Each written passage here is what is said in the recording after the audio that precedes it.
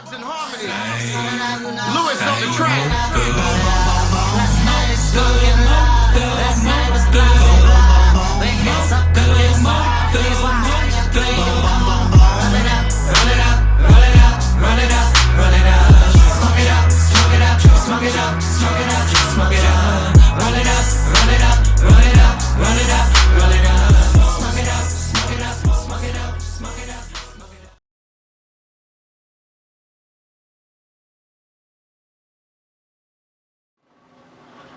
I think, well, I just wanted to make something like old that had an old school feel to it, and I remember I was cooking up in my garage at the time where I made the beat, and I was making like a bundle of them, and I kind of just I made like 3 or 4, and then I made that one, and I just as soon as I played the sound, I was playing the keyboard. I was just messing around with the keyboard, and then I found that melody, and I'm like, oh, I gotta go old school with this, So I chose some drums out, and I chose the saw lead, and it was a rap.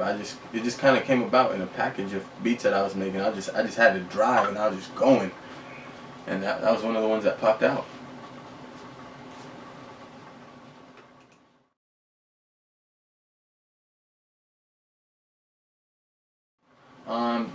I started out with the melody, and it went like this. Like this.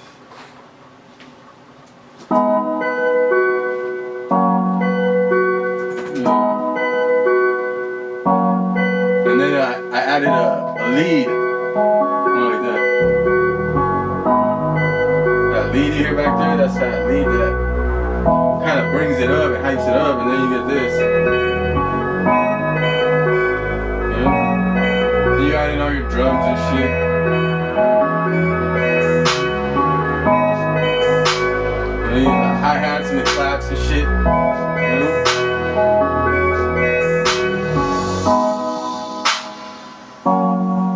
Start.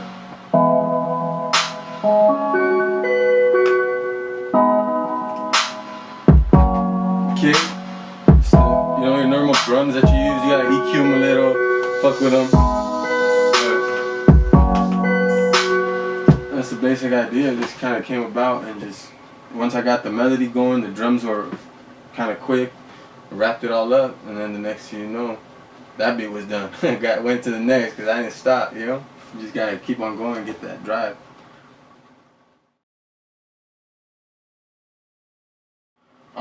That was really weird, how that happened. I didn't expect it, to be honest, and I guess you could say Busy.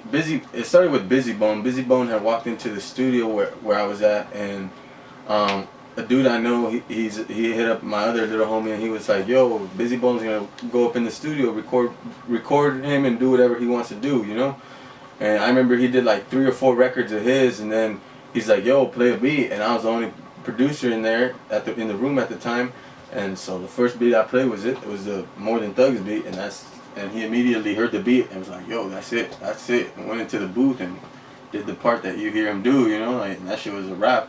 I was beyond, there ain't no words to explain how I was feeling. Like, that was crazy just to see him, because I grew up listening to him, so I just feel like to watch that happen and to be in the room as it's going on, like, that should change me and motivated me.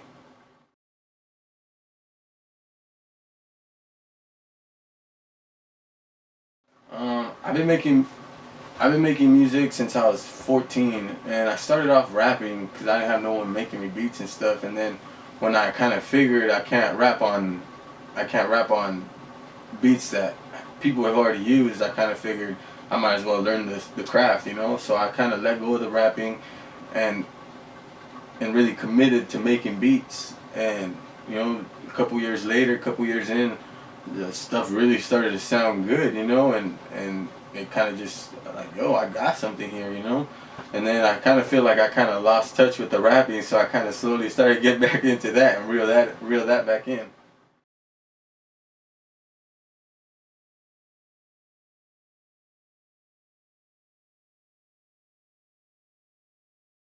I started off on Fruity Loops, and I kind of figured that they ain't gonna have Fruity Loops in a big recording studio, if it ever got to that. So I dropped Fruity Loops and I started working on Pro Tools and making all my beats on Pro Tools. Then I figured you gotta buy all these packs and presets and virtual instruments and shit. So luckily I kind of knew people that had them already. But I learned on Pro Tools. I mean, there's a gang of other projects out there, there's a gang of other programs out there that you could use, but I use Pro Tools. You could reach me on Facebook, but who's into Facebook now, you know? So you could reach me on Instagram at LewisOnTheTrack, and my Twitter's the same, LewisOnTheTrack. And my email is at LewisOnTheKeys@gmail.com. You know, Lewis on the keys.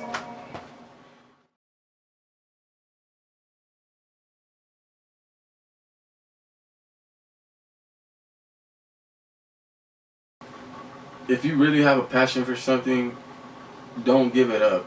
And just because the next man doesn't like your music or doesn't like, doesn't see your vision, I mean, that should not discourage you at all. You know, if you really truly believe in something, I feel like you should stick with it and you should chase it, because no one has that right to take your dream away from you. So I feel like you should chase any dream you got, anything you got going for yourself. Don't give up, because eventually it could be something. And if you believe in yourself, why wouldn't someone someone else believe in you if they see that passion and that drive?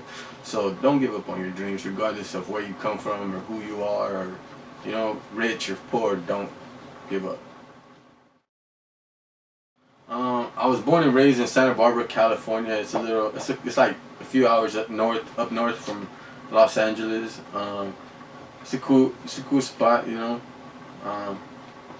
nice views, nice scenery, beaches.